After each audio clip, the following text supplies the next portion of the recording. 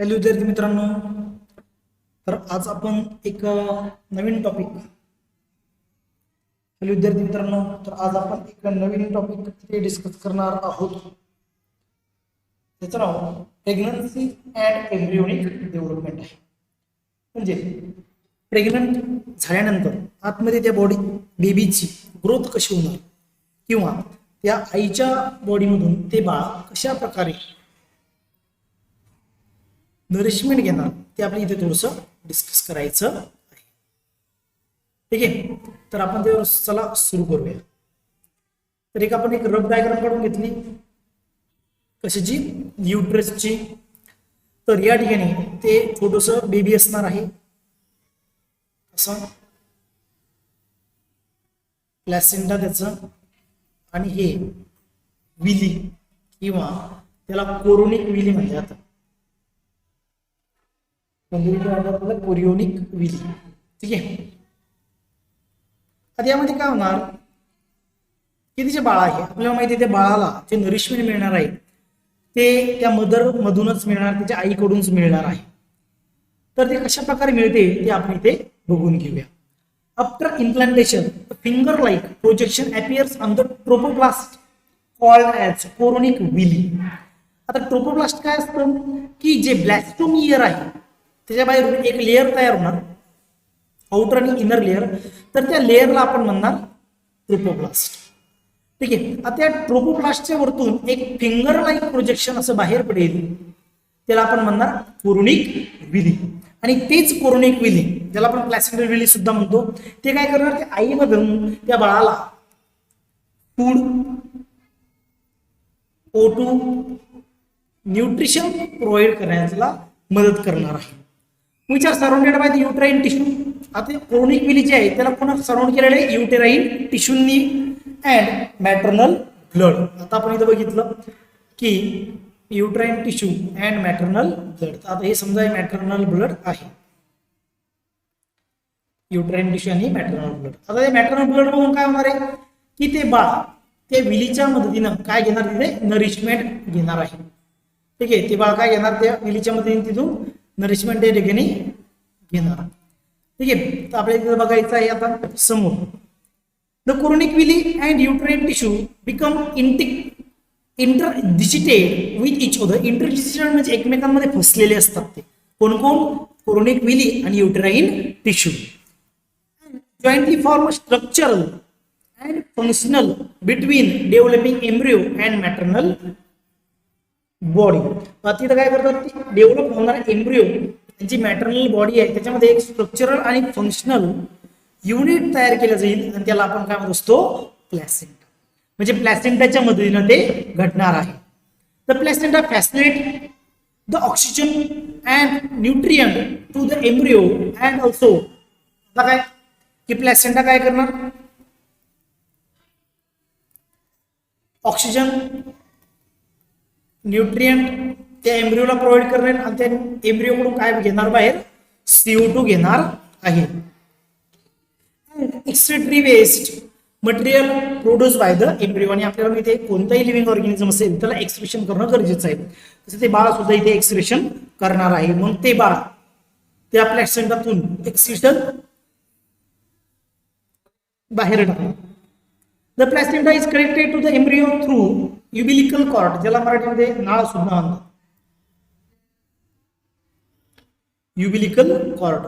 आणि पूर्ण जगामध्ये असा एकमेव ऑर्गन आहे युबिलिकल कॉर्ड की तो 2 ऑर्गॅनिझमच्या पार्टिसिपेशननं बनलेला आहे. Only 1 part in the universe which is made up of participation of 2 different organism.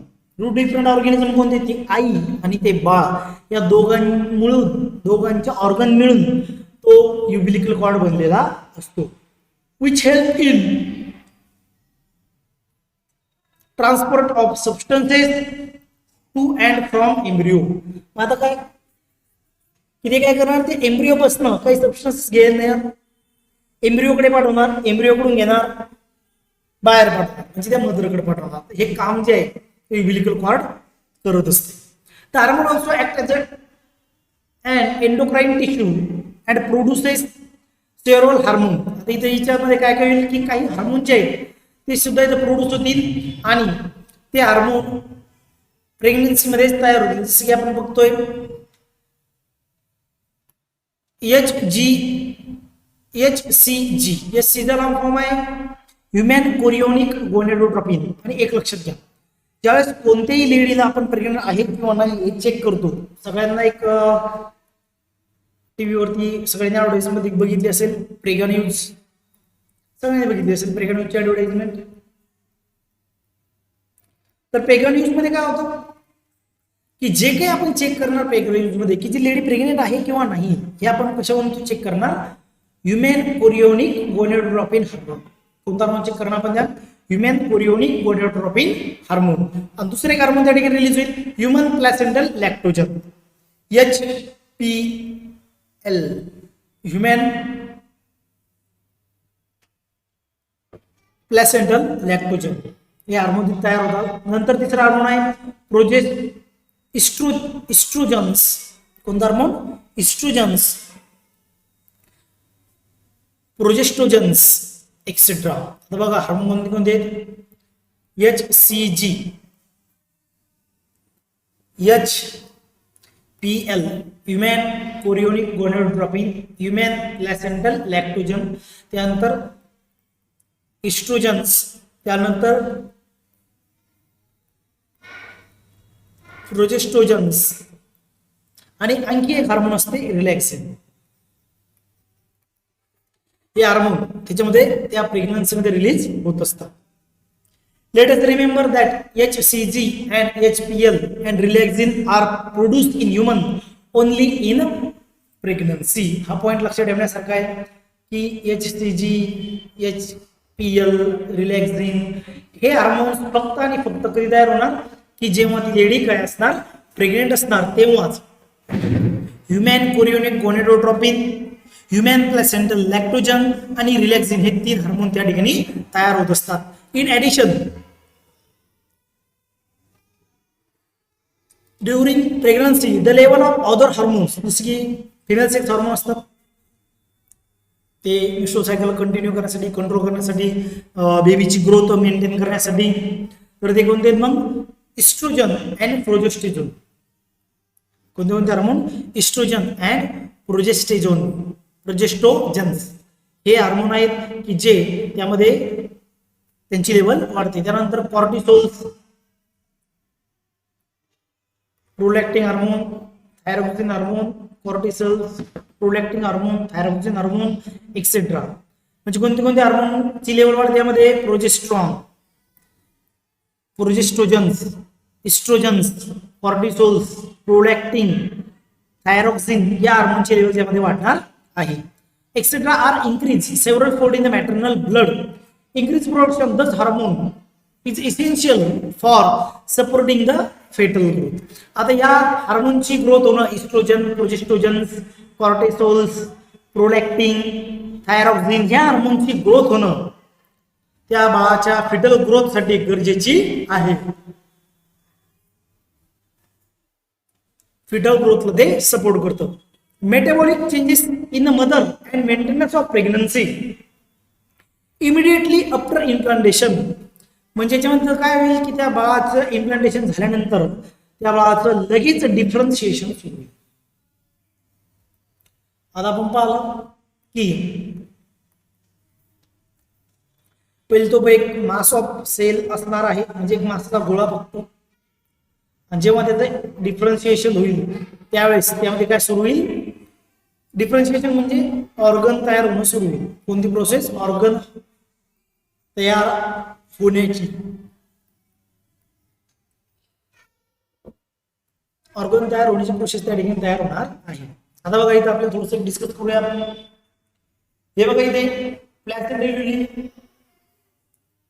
ज्याला आपण कोरिओलिक्विली म्हणतो, इथे काय करतं की आईच्या ब्लड मध्ये काय झालेलं ते अटॅच आहे तिथून, आणि तिथून ते काय काय घेणार, तिथून घेणार ते फूड आणि रिलीज काय करणार, CO2 आणि वेस्ट.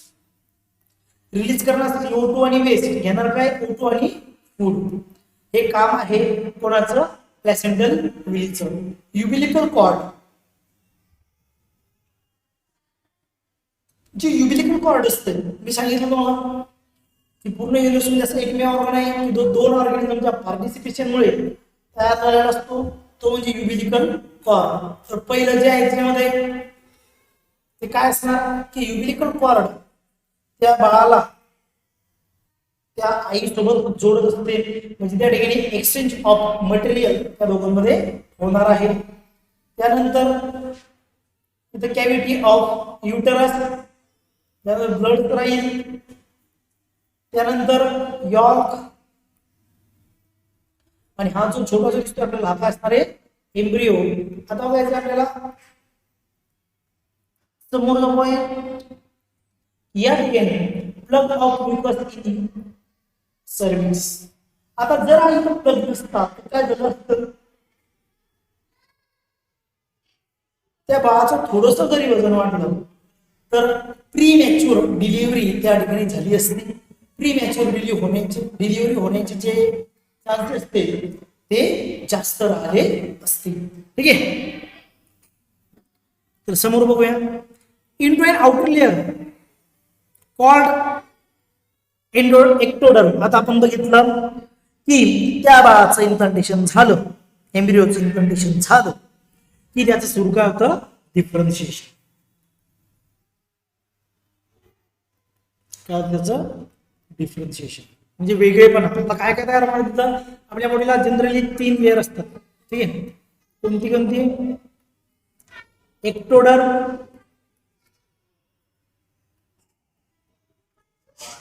मिझोडर्म आणि एंडोडर्म. एक्टोचा अर्थ असते बाहेर, डर्म मीन्स लेअर, मिझोचा अर्थ आहे मिडल, मधातली लेअर, आणि शेवटी आहे एंडो. एंडोचा अर्थ असतो सर्वात. ठीक आहे, बघूया मग आता. Outer layer called as ectoderm and inner layer called as endoderm. A mesoderm soon appears between ectoderm and endoderm. आणि काय होतं की ectoderm आणि endodermच्या मधात एक नवीन लेअर तयार होते, लवकरच नवीन लेअर तयार होत असते. त्या लेअरचं नाव आहे mesoderm. The 3 layer give rise to all tissue organs in adult. आणि जे अडल्ट असतात, जे मॅच्युअर झालेले असतात, त्यांच्यामध्ये सगळे ऑर्गन किंवा टिश्यू 3 लेअर पासून बनलेले असतात. It needs to mention that either cell mass contains certain cells called stem cell, called as stem cell. Stem cell म्हणजे काय की अशा त्या ऑर्गॅनिझमच्या बॉडीतील अशा सेल की ज्यांच्यामध्ये ऍबिलिटी आहे तो ऑर्गॅनिझम पूर्ण जसच्या तसा बनवलेला आहे, ज्याला म्हणतात स्टेम सेल. मग आता युबिलिकल कॉर्ड मध्ये स्टेम सेल असतात, त्यानंतर बोन मॅरो मध्ये स्टेम सेल असतात. ठीक आहे, त्यांच्यामध्ये ऍबिलिटी आहे, पोटेन्शियल आहे कशाचं की ते नवीन ऑर्गॅनिझम तयार सुद्धा करू शकतात, की त्यांच्यापासून कोणताही ऑर्गन त्या बॉडीचा तयार करता येईल. What are the major features of embryonic development at various month of pregnancy. आता इथे आन्सर बघायचं आपल्याला की पहिल्या ट्रायमेस्टर मध्ये काय होतं, सेकंड ट्रायमेस्टर मध्ये काय होतं, थर्ड ट्रायमेस्टर मध्ये काय होतं. आता पहिले तर ट्रायमेस्टर म्हणजे समजून घेऊया. आपले जे ह्युमन मधली जी प्रेग्नन्सी आहे ती चालते 9 महिने. मग पहिले 3 महिने, दुसरे 3 महिने आणि तिसरे 3 महिने, याला म्हणतात फर्स्ट ट्रायमेस्टर, सेकंड ट्रायमेस्टर आणि थर्ड ट्रायमेस्टर. याच्यामध्ये कोणतंही असं अवघड किंवा टिपिकल असा टॉपिक नाही. तर human pregnancy last for 9 months. Do you know for the how many months pregnancy last in dog? 11 cats. Dog मध्ये त्याचा प्रेग्नन्सी पिरियड 2 ते 2.5 महिने असतो. एलिफंट मध्ये 22 महिने असतो आणि कॅट मध्ये 2 ते 2.5 महिने असतो. 2 ते 2.5 महिने, 22 महिने, 2 ते 2.5 महिने एवढा कालावधी या 3 ऑर्गॅनिझम मध्ये असतो. Find out the human beings after 1 month of pregnancy the embryos heart is form. आणि काय होतं की तेव्हा 1 महिन्याचं होतं ते प्रेग्नन्सीला, तेव्हा त्या बाळाचं हार्ट फॉर्मेशन झालेलं असते. आणि आपण जर केअरफुली त्या स्टेथोस्कोपच्या मदतीनं त्याला बघितलं, त्याला ऐकलं, तर त्या फोइटसचं आपण heart sound, heart beating carefully notice करू शकतो. The first sign of growing foetus may be considered by the listening of heart sound carefully through the stethoscope. By the end of the second month of pregnancy, the fetus develop into digits and limbs. म्हणजे पहिल्या महिन्यात काय त्याचा heart track होईल, जो second month असतात त्याच्यामध्ये हात आणि पाय त्याला दाढी तयार होणार आहे. At the end of 12 week म्हणजे 3 महिने, प्रत्येक महिन्यात 4 ते first trimester most of the major organ system are develop. Example excretory system असेल, रेस्पिरेटरी सिस्टम असेल, नर्वस सिस्टम असेल, या काही जे इम्पॉर्टंट सिस्टम आहेत ते सिस्टम पहिल्या 3 महिन्यामध्ये डेव्हलप झालेल्या असतात. The first movement of foetus and appearance of hair on head are usually observe the 5 month. म्हणजे बाळा पहिल्यांदा हालचाल, त्या बाळाची जी पहिली हालचाल असते ती त्या आईला कधी कळणार, किंवा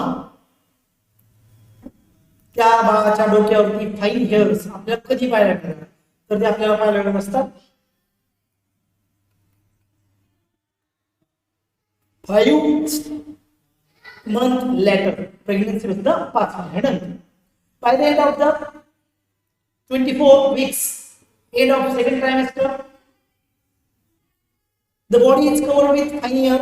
दुसऱ्या ट्रायमेस्टर मध्ये 6व्या महिन्यापर्यंत त्या बाळाच्या बॉडीवरती छोटे छोटे केस आलेले असतील, त्याचे आयलॅशेस, आय लीड्स सेपरेट झालेले असेल, आयलॅशेस त्याच्यामध्ये डेव्हलप झालेले असतील. By the end of 9 months of pregnancy, the fetus is fully developed and ready for delivery. आणि जेव्हा 9 महिने पूर्ण होतील त्यावेळेस ह्युमन fetus हा जन्म घेण्यासाठी तयार झालेला असतो.